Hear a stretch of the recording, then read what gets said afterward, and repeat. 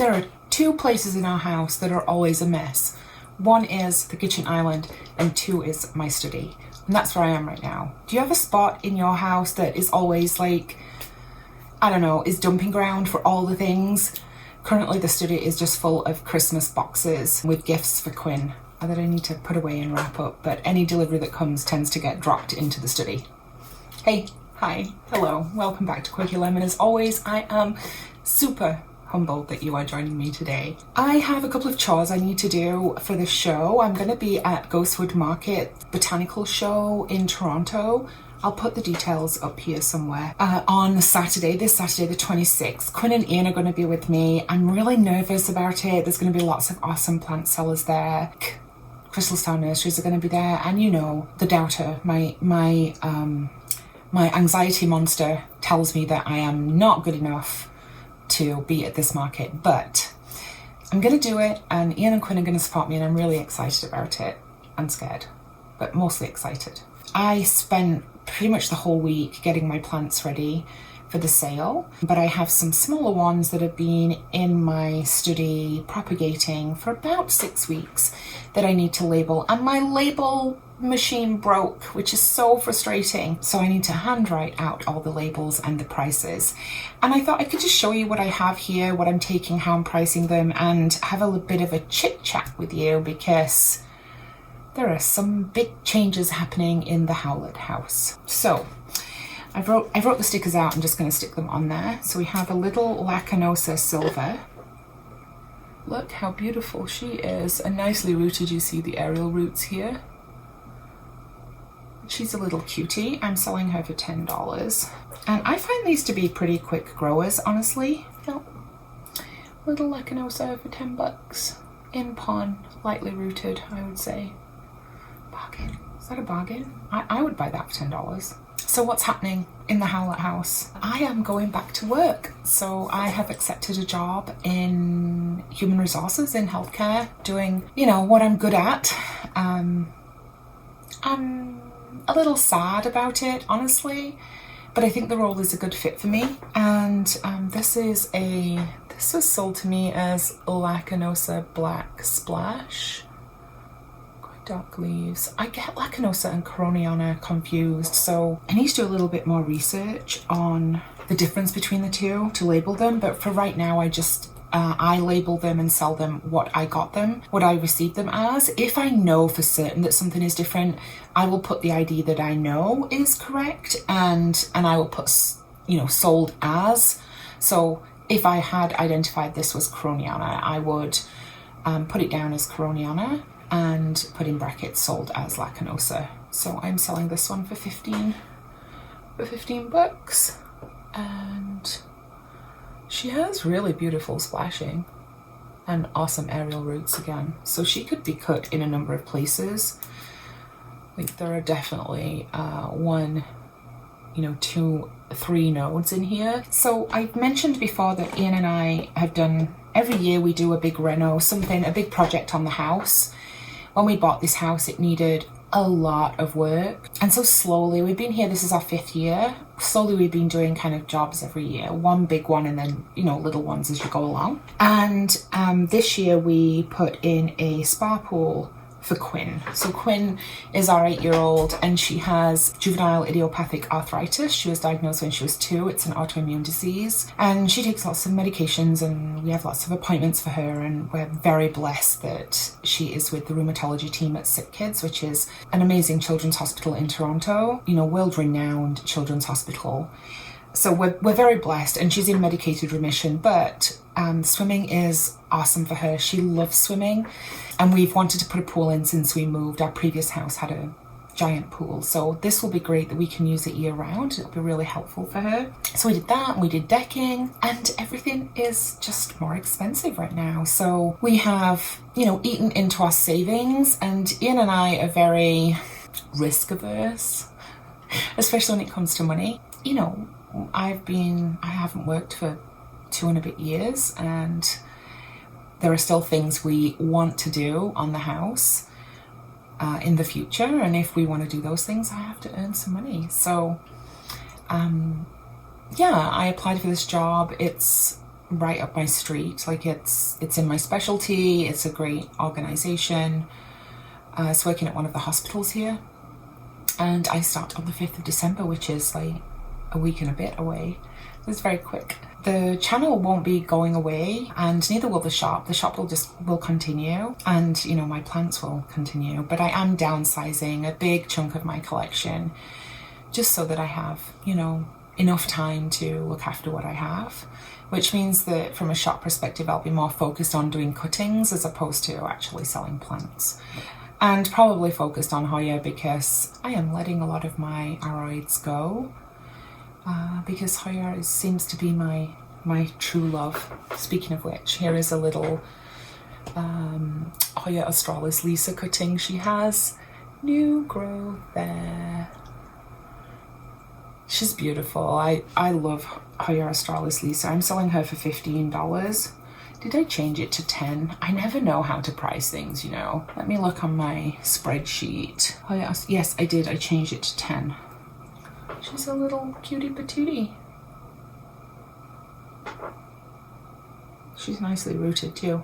So that's that one. And then we have a couple of IR26. Oh look, there's one of my hairs on here. I really love this Hoya too. It has, you can't really see, but it does have splashing, and it sun stresses beautifully. I'm selling these for $20. They're harder to come by, but I'm always open to offers. And I have two. One is a vine, and one is like a little clump here. It is also doing really well. The sun stressing is really pretty, and these are fast growers, and they're just nice smaller leaved Hoyas, although the leaves can get big as they get established. That's those two. And then I have a little Hoya sunrise here. It's not so little actually, it's a nice cutting. It's also well established in moss with new growth. And I'm selling this one for $10. Actually, I already printed off my little sticky using my label maker. I wish it was working because I just think it looks so much more professional, but you have to do what you have to do, right? So I'm actually selling a lot of my mother plants too, which I'm kind of sad about, a little bit sad about. Here's the little sunrise. She's so cute. And then we have a Lacanosa Royal Flush. It has amazing splashing, and I am selling her for $15. These are, again, not easy to come by. Hoya Lacanosa Royal Flush. Nicely rooted, you see the new growth on the top there. And then I don't have this one on my list. I think it's a Comengiana. It's pretty. What do you think? I need to have a look how much these are selling for, but again, I would say like $5 to $10. But it's a nice one. So that's labeling the ones that were in my box. I have one more box to do, and then I think I'm good. The weekend's video will be a show video. I'll show you my setup, I'll show you who else is there. We might see if we can have a chit chat with some of the other sellers. We'll see. And then I have to get ready for my new job. A tiny little bit of background about me. If you're new here and you don't know, I'm very open about me and the family. I protect Quinn a little more than anything else, but you know, I'm pretty open with everything. I've worked in human resources my whole career. I specialize in talent management, but specifically talent acquisition, so recruitment.